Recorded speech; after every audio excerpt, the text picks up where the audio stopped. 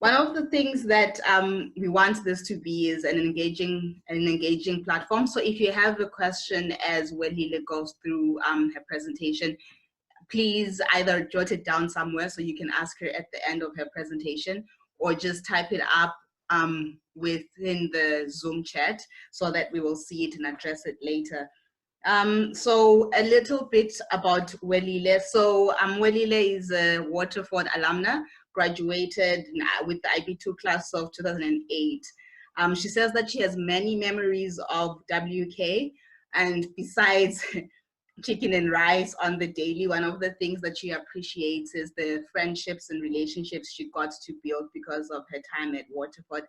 After Waterford, Welile then proceeded to study computer science and mathematics at the University of Eswatini, and is currently pursuing her BSc honors in computing from the University of South Africa. She's currently working as an IT analyst and has a special interest in cybersecurity and education, which is why we're here today. So if you're in Eswatini, you know that our internet can get a little unstable. So I'm going to mute myself and just remove the video as well so that we can focus on Welile's presentation. So yes, if you have any questions, either jot them down or put them in the group chat. And yeah, we'll hand it over to Welile. You can go ahead and introduce yourself and we'll continue.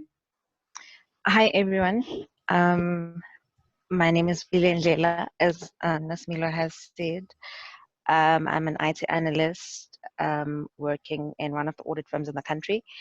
And I have a special interest in cybersecurity, internet safety, especially in, I always say, the internet doesn't forget. I think it's one of the things that we need to keep in mind with everything that you do on the internet. And I thought it would be a nice thing to share with Waterford students and the Waterford community at large, to say, we have so much internet presence going on, but the internet does not forget. So it's wise to actually be cautious of what you're doing on the internet. And we're moving everything in our lives online. Excuse me. So it would be nice to exercise a little bit of cybersecurity. So just to start off, I'd like to talk about your online identity, to protect it. So we have so many things going on. We've got social media, we have internet banking, we do all of those things. It's important to protect yourself online. I wouldn't say keep it secret, but to protect your online identity. And since it all goes back to the internet does not forget, I'd like us to remember that you should try and limit your online presence to what you want to be available, because the internet does not forget. So whatever you've done 10 years ago, so I did a small experiment, and I did a Google search of myself, and a picture from my IB graduation came up from like 12 years ago. So that's what I mean when they say the internet does not forget. Scruffy looking pictures, but pictures nonetheless. So it's very important to put online that which you'd like for the internet to remember. I'd also say, when you step out of the school environment, when you come out of school and you're starting to look for jobs, what most organizations are now doing is they're asking for your social media handles. So if you look at your LinkedIn and you look at your Facebook and your Twitter and your Instagram, your Snapchat, your TikTok, all those things, things that you want to protect. You want to present a good, you want your future employer to know who you are. So that's the thing, talking about your online identity. and how you'd like to keep whatever you put online is what's going to be there for about you forever. The next thing I'd like us to talk about is usernames and passwords. Usernames and passwords are, usernames and passwords. Can I just start by saying, password is not a password. That's the first thing. And then I just sent a text of the word password. And that's how, when we talk about this password in the world of IT, we talk about it as the IT password. That is also not a password. I would encourage that we start using strong passwords. And by a strong password, I think we know we mean alphanumeric and, sorry, I'm trying to come up with a strong password randomly. There. Can you guys see that strong password versus a password? Well, that's also not a strong password because it says strong password, but that's what we mean. The minimum standard is uppercase, lowercase, special character, and numbers, and a minimum of 12 characters if you can. Those are the things that, so if you're using your, for instance, your Instagram, and you're going to call your Instagram password Instagram, that's not a password at all. So those are the things that you need to keep in mind, and remember that your password is your password. It belongs to you. And try not to create a trend of passwords. Do not use the same password for everything. Yeah, I think that covers passwords. Usernames as well. If you are going to be signing up for something, use a username that is, so I want to say, please don't use your LinkedIn username as Twitter. For instance, if you're going to be looking for a job or things like that, you want to use a username that's appropriate for the platform that you're doing. The next thing, your online presence should be a true reflection of who you are offline.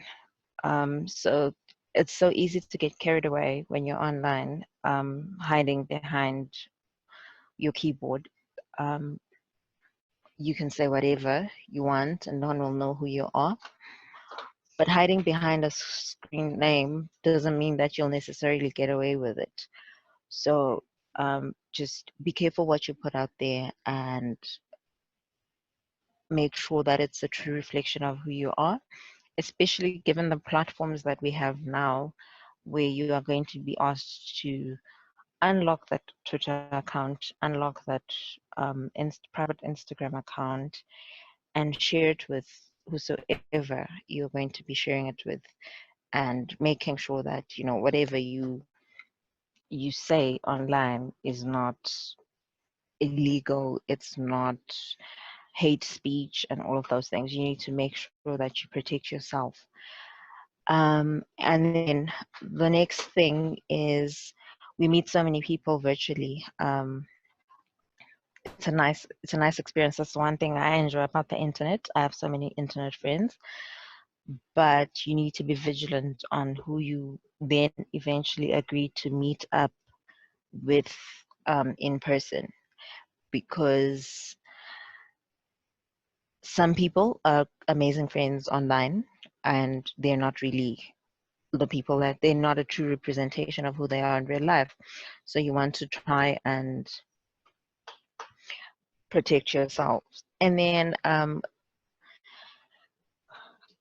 coming to, I'm hoping this will be distributed with most of the students, so that we know that just because you are underage or you're not legal yet, it doesn't mean that you are exempt from whatever you've done on the internet at a young age following you into adulthood. That's very important to keep in mind when you're using the internet, because what happens now might impact you in your late 30s when you are now the CIO of a company and you were a happy-go-lucky hacker in high school. And I think we do have other people who are parents at this point in time. I think parents, it's imperative that they also take responsibility of what they allow their children to have online. So monitoring your child's social media pages, being their friend on Facebook and all of those things to try and protect your child, just be that extra layer of protection for your child. I think that's very important. Um, and then we come to cybersecurity. Cybersecurity is in the era of COVID. I'd start there. I think most importantly, it is important that we educate ourselves. We are doing a lot of virtual online things, and I think it's very important that we know what we're doing online. Try and figure out, don't just click, um, because everything now comes with new terms and conditions and all of that. I think it's important to educate yourself. And I think the next thing is to make sure that you keep everything secure. So I'm happy that we're having a chat on Zoom, because they had a security issue when all of this started off. And I think it's very important to read up on whatever platform you're going to be using and what are the security checks that they have in place, so that you know what you're agreeing to. And it goes back to educating yourself about the security of whatever platform you're using. And I think the other thing is you need to know that with all of this, there's a lot of data mining that's happening. So every website will have its own privacy policy, or some form of, this is the privacy that we we provide. You need to know that you are protected. You need to read that policy, at least have a basic understanding of that policy, because what happens is information is being sold for data collection purposes. I mean, we're all sitting at home and we're working from home, and we are interacting more on the socials. We are checking up on our friends online, and that's a lot of data. There's new trends that are happening, and it all depends on what you use the internet for. And I think what I would also like to talk about is the issue of cyberbullying, especially for students. So bullying on its own is rife amongst teenagers, and I think cyberbullying is the new form of bullying, and it comes from photos that you may share, or messages that you may all send, or threats or things like that. And it's important that you do not partake in cyberbullying, because there are consequences depending on in the world and um, what laws apply to wherever you are in the world. So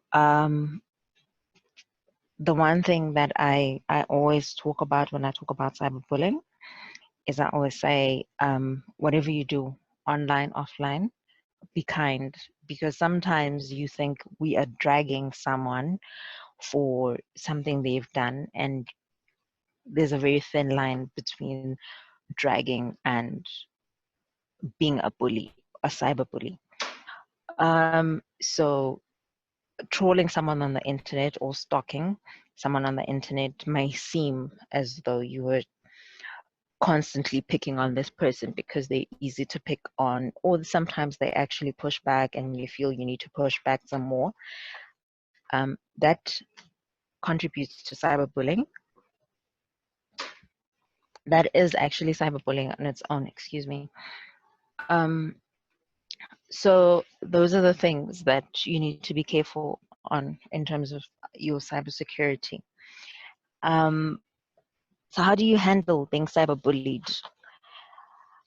There are different ways of handling it. If you're a victim of cyberbullying, you can tell someone, excuse me, or you can walk away. The best, I think, is to resist the urge to retaliate, because most bullies will turn it around to seem as though you were the one who made it worse. And to report bullying. Social media sites, I'm mostly a Twitter person, so social media sites will have a way of reporting a tweet for bullying and things like that. And the most glorious thing that has ever come out of social media that I enjoy is the block button. Just block someone and move on. Those are the things that you need to be sure of. So mostly it's just being safe online, being safe from scams, being aware of phishing scams. So there's a lot of phishing that comes with COVID-19. People are being asked to share privacy information, or click on links that will make life easier for them. Be careful of those, especially in light of COVID-19, because everyone is in a state of panic. Yeah, I think that's cyberbullying. There are some checklists that I will share later on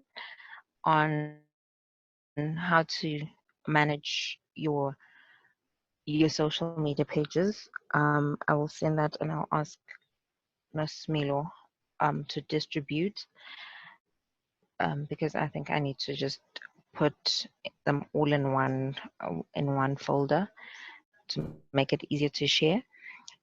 There's some checklists for the social media websites. The social media sites on how to do, what to do, how to protect yourself. And I'd like that we keep updating ourselves with what's happening. I'm aware that we're busy with all that's going on and all that we're doing, but it's just a nice checklist to go through: how to create your password and how to make sure that you have some form of segregation from your personal life and your social life, and making sure that you protect your online presence. Another tip that I found useful for myself is so many sites are asking that we sign up for their services.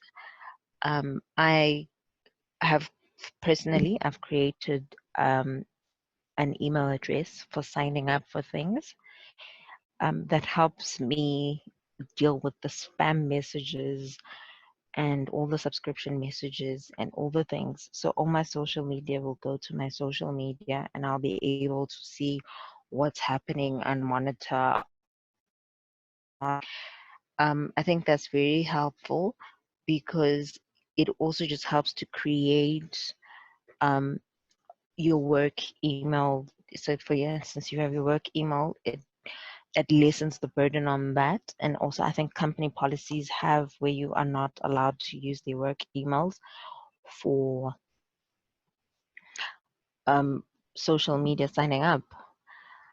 I think for now that's it from me. I'd like to answer questions if there are any.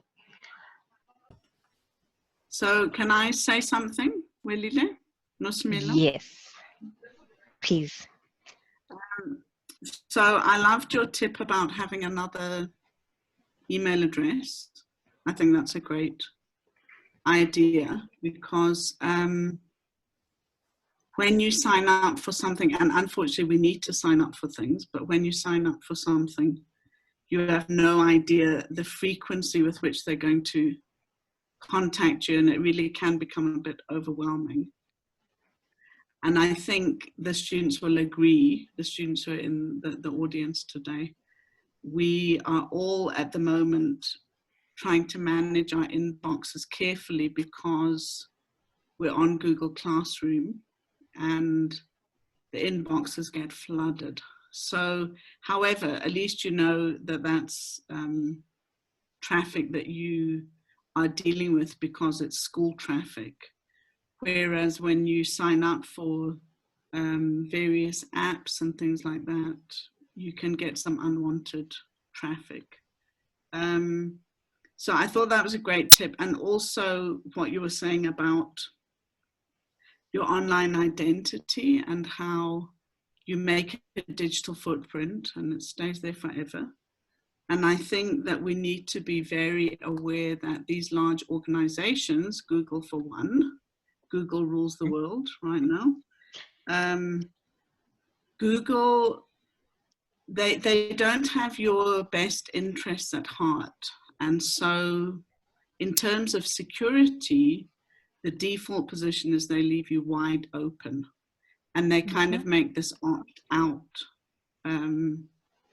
position where if you want to be secure, you have to actually take the time, go into your security settings and make sure that you've protected yourself. So I do think it's worth a visit to the security settings of any of these, you know, these apps or websites or wherever you've subscribed yourself. It's worth having a look at the security and making sure that you're protected, because your digital footprint, as you said, Welile, never goes away.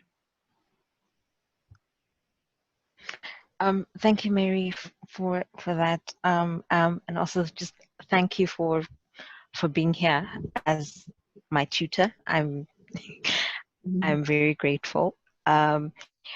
So, like as I was saying, I think the take-home message, the biggest take-home message for today is the internet does not forget at all. Everything that you put online will always be there somewhere. If someone looks hard enough, they will find it. Okay, we have a question from Bantu. Bantu, can you ask your question? Hi, thanks Welile for the talk. I have two questions and one comment.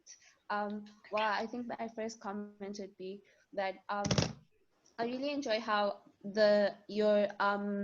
your perspective on cybersecurity is updated in a sense of like things that people our age especially can relate to, such as like Twitter use and all, and how that comes, because I'm also like very invested in Twitter, and how like cyberbullying can play a role in terms of like in terms of spaces like Twitter, because to be honest, things like dragging these days are actually really like popular, or it's seen as a sign of like triumph if you are able to drag someone and you've dragged them really well, to the point that like, you know, they're like openly sad about it on their timeline. And also I think it's really interesting to have an updated perspective on it. And with that, my two questions are, firstly, like I mentioned earlier, I'm like really invested in Twitter. And these days I've like seen people mention things about like doxing, and I can't really wrap my head around it, and I don't know what it is. So if you could answer that question, that would be great. So it's spelled XXING. I don't know if you're familiar with it. And then my second question would be, what would you recommend in terms of damage control if you feel like if there is someone, or there's someone is put in the position where they feel like the content or things that they've put out already online are damaging to them, like what sort of damage control could they do? Or if it's like 3 years down the line and you find that like comments that you made like 3 years ago aren't that politically correct and it's already out there, it's online, what would you recommend someone does? So yeah, that's my question. Thank you. All right. Thank you, Bamfo, for your questions. Can I just start with the second question? In terms of damage control. So there are controls in place because sometimes you are unaware of what you've been doing online, and then you suddenly have then you suddenly have a need, or there are some things that you realize were politically incorrect. So it's very important to have a disclaimer on your social media. I think so. Deleting sometimes helps, but also having a disclaimer means that you have already put it out there that whatever I say here does not represent who my employer is. It does not represent who I am, or what I say on the socials is not, in as much as most organizations will tell you you're what you tweet or you're what you post, but it's important to say that opinions are mine, and everyone is entitled to an opinion. It's difficult in this country where we are just literally starting to put together our cybersecurity laws, but we will eventually get there where there is a proper demarcation between opinions and views generally. And then doxing. Sorry, did I respond to that sufficiently, or would you like me to elaborate further? Yes, I think it was pretty good. A pretty good response. But just in terms of the disclaimer, so would it be literally something as simple as like the opinions stated here don't represent my workplace or something like that? Yes. I think my disclaimer on Twitter says tweets are my own. They belong to me, not my employer. And I think you noticed when I started, I didn't say who I work for, because when I do these things, I do not represent my employer in any way. This is all personal. This is something I personally want to do. And then about doxing. So I think doxing it's like hacking, but it's legal in the sense that so someone will find about you, what you put online. So I'll pick up Bantu Dlamini from place XYZ does this, and then I share it. Oh, I release that information online. And as much as it's like hacking, but the honest truth is you've put it out there, it's there, and so it's everything that you've put online about yourself, and I just collected about you, and I now have a dossier about Bantu, and I put it out there. So it's not something it's not illegal in the sense that I have not hacked into anything. I've just put together all the information about you, and I've just revealed it. Does that help you? Yes, it does. Thank you. All right. You're welcome. Okay. Next, Tabo had his hand up. So Tabo, you can go ahead. Okay. No, thank you. First of all, great presentation. and just the ambiance of the conversation is actually quite enabling for people that don't understand technology very well. I think one comment and probably a question, just in some of these social media legalese. There's a lady who specializes in this area, Emma Setia, and I'll put actually her website and maybe actually even her handle. She specializes actually on the legalese of social media platform, in a sense that what's whether a dossier is legally admissible in court or not, or whether a disclaimer is foolproof in court. And so some of those things may be actually quite useful. I'll put it actually on the platform. My question, Welile, most probably will be around cyber crime. So you spoke about bullying. It may form, it may end up being a crime, but I just wanted to get a bit more general comments around cyber crime, the increase of it and the types of it, and what one should be aware of in that area. Thank you.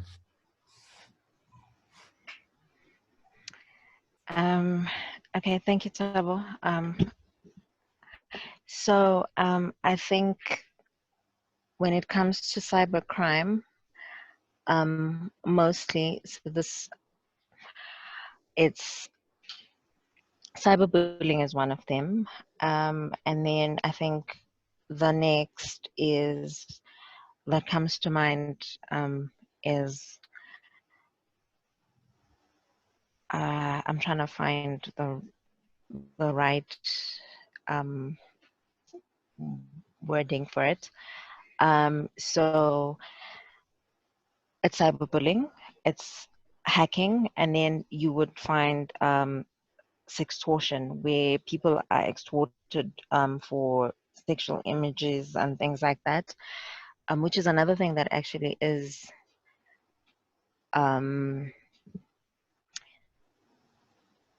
rife amongst teenagers, where they are unaware that they're sharing or they're sexting and they don't even know about it.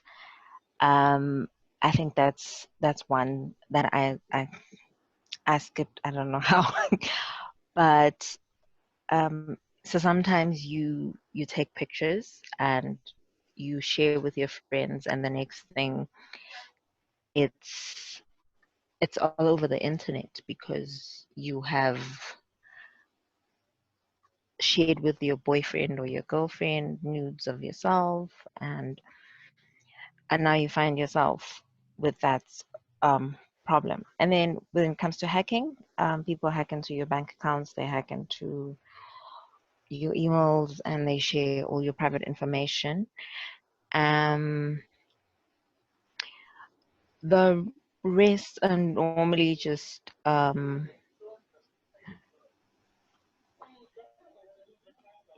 things that normally organizations would have to worry about, where there's now a network vulnerability and they need to take care of that, the viruses and Trojans and things like that. But I think for the purposes of this discussion, I think it would be sextortion, hacking, and cyberbullying. I don't know if, Tabo, I've covered those sufficiently, or would you like me to elaborate? No, that's fine. I mean, I just wanted to, it's sufficient, first of all. And secondly, obviously, one of the comments that I could add is that the definition of cybercrime actually keeps evolving, and more gets added actually as technology, continues to advance. I mean, one of them, which most people were not aware of, is the whole thing about distributing fake news. And it is now actually becoming a crime in other countries, particularly around the COVID. If you distribute fake news, or you just forwarded stuff that you thought you should actually share around COVID, actually you might find yourself actually committing a crime without being aware. So those are some of the things I just wanted to highlight. But thanks. Thank you, Tabo. Mary Timmy had her hand up, so maybe if it's a comment, then Candy had a question as well. Okay, Welile, I'm not sure if you have the answer to this, but perhaps Tabo's resource that he shared with us will give the answer. I was just wondering if Eswatini has a Data Protection Act in place. Sorry? As far as I'm aware, it's still in draft. They have not presented the bill, so it's currently a bill in draft. It has not been presented as at October last year. It had not been presented to Parliament for approval to be upgraded to an act, but it's just in draft.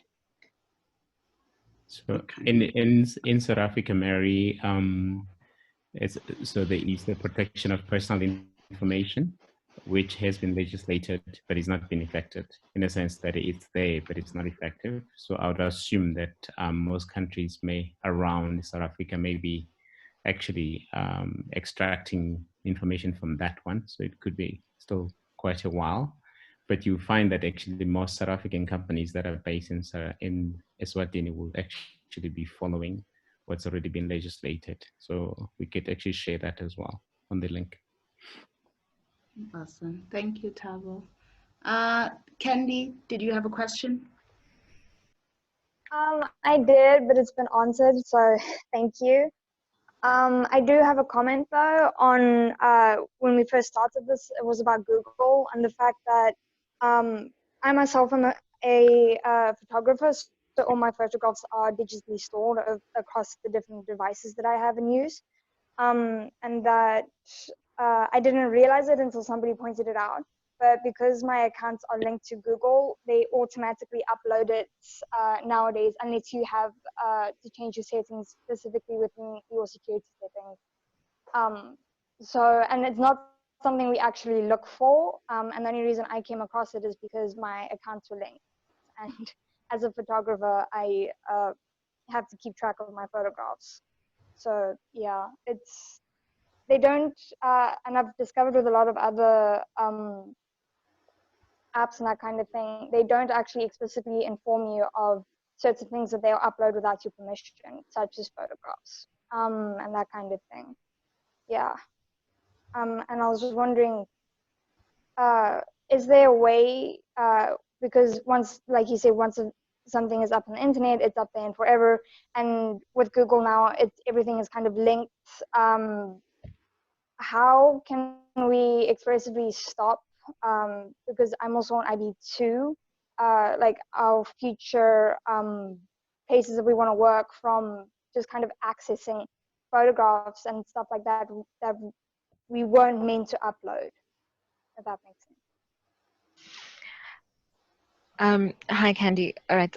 Thank you for your question. So it's a bit tricky when it comes to getting rid of your digital presence, because now it's already out there. But I think it helps to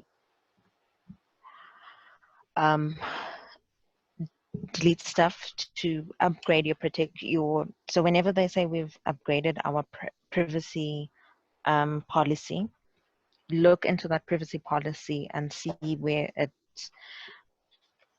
opens you up for how you're vulnerable. I think from where I sit, that's the only way, just to keep up to date with what's happening and how it's happening.